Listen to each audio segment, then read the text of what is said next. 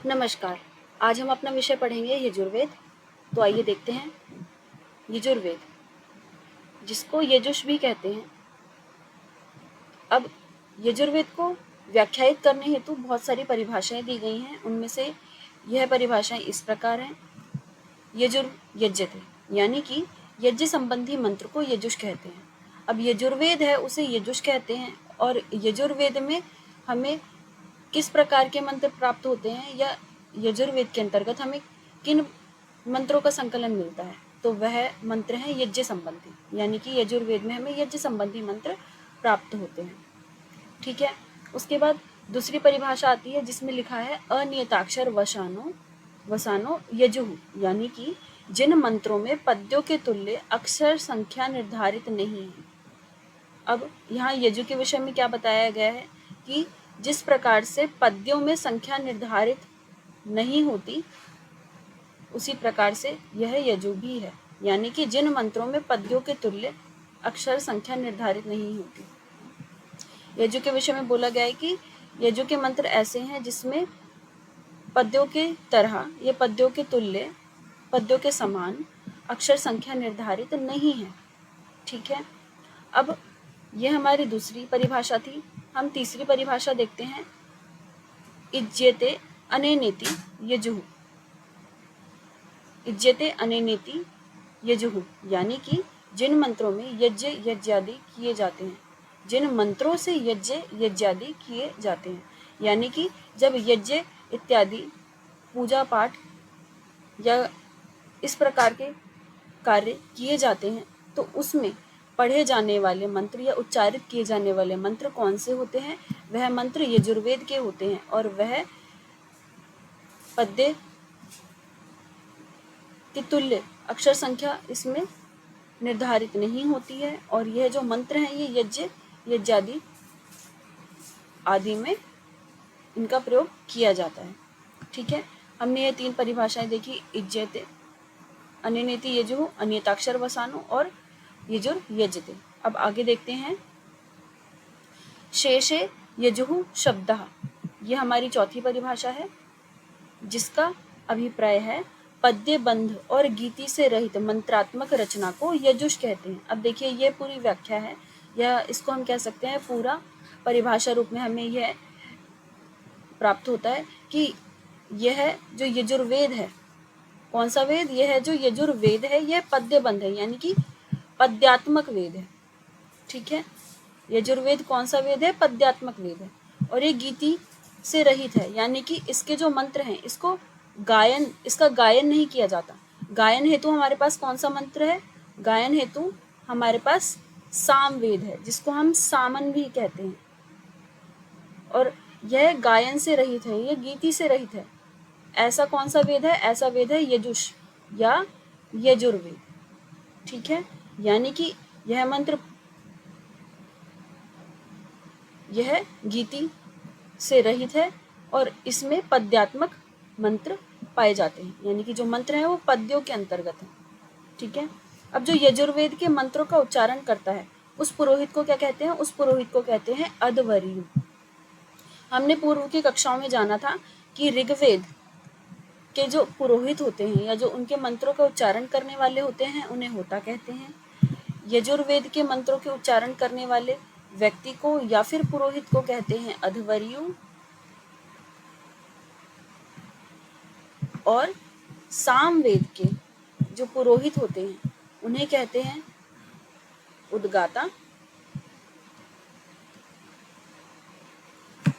और जो अथर्व वेद के पुरोहित होते हैं उन्हें कहते हैं ब्रह्म।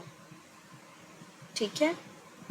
होता, अध्वर्यु, उद्गाता और ब्रह्म, या यह जो भी हमें पुरोहित के विषय में ज्ञान प्राप्त हो रहा है यह हमें ब्राह्मण ग्रंथों में भी प्राप्त होता है। इसके अतिरिक्त मैं आपको प्रत्येक वेद के विषय में बताते हुए ये चलती हूँ ताकि आप इसको और अच्छे से याद रख पाएँ। ठीक है।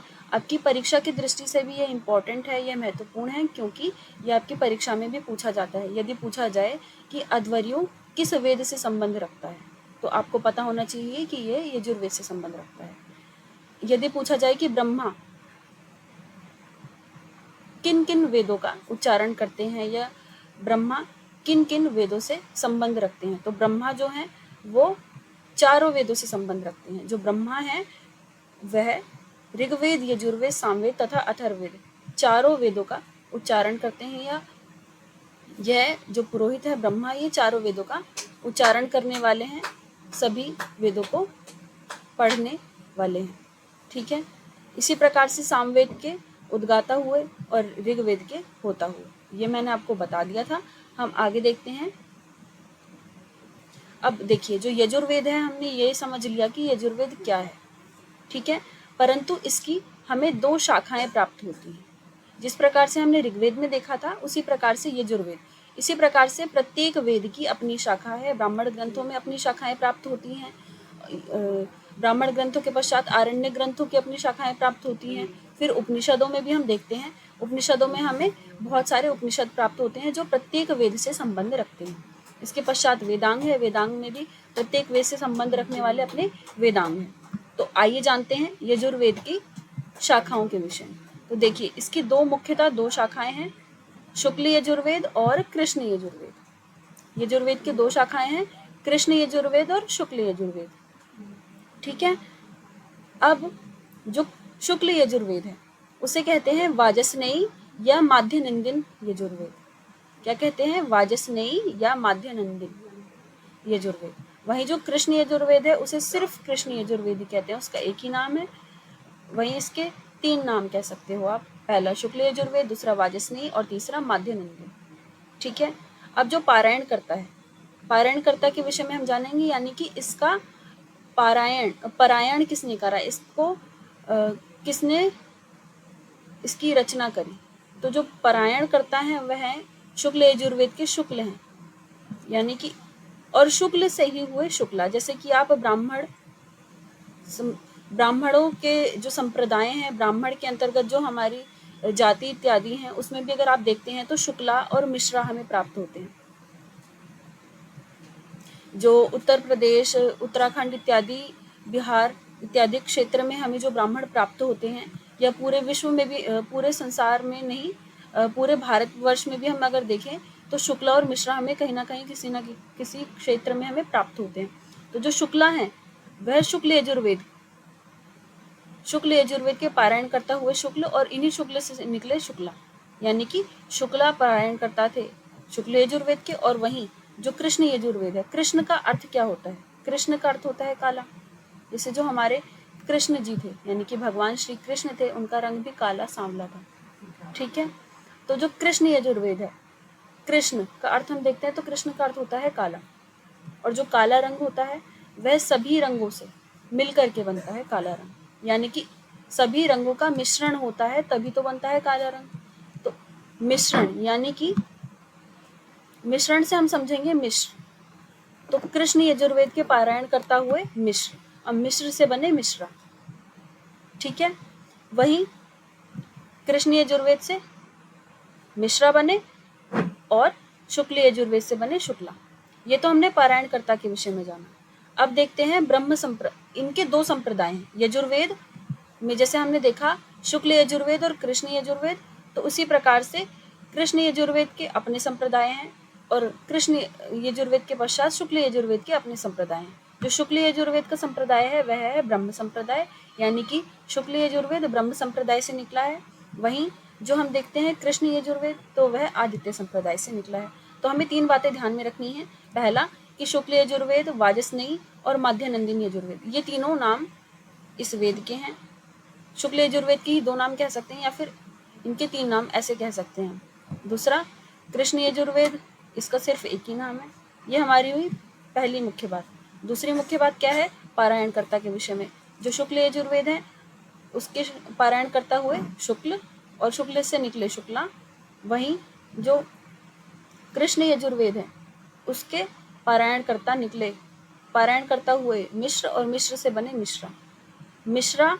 मिश्रण इस प्रकार से देख सकते हैं, क्योंकि जो कृष्ण होता है वह, उसका अर्थ काला होता है, और काला, जैसे कि मैंने आपको अभी बताया, जो काला रंग होता है जब आप सारे रंगों को मिला दोगे तब काला रंग बन जाएगा। ठीक है। और वहीं जो शुक्ल यजुर्वेद है उसका प्रणयन हुआ ब्रह्म संप्रदाय से, और जो कृष्ण यजुर्वेद है उसका प्रणयन हुआ आदित्य संप्रदाय से। ये हमने बात जानी यजुर्वेद की शाखाओं के विषय में। अभी हमने सिर्फ शाखाओं को जाना है। अभी शाखाओं में भी विभिन्न शाखाएं हैं, जैसे शुक्ल यजुर्वेद में भी अपनी शाखाएं हैं और कृष्ण यजुर्वेद में भी अपनी शाखाएं हैं, उसको हम आगे जानते हैं।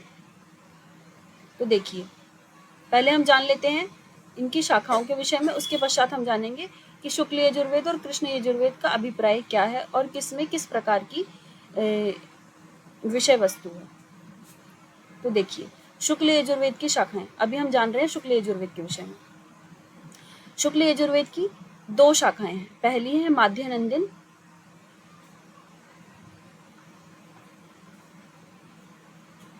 और दूसरी है काण्व शाखा। ठीक है, माध्यनंदिन को ही शुक्ल यजुर्वेद या शुक्ल माध्यनंदिन भी आप याद रख सकते हैं। बाकी आपको यह भी याद रखना चाहिए कि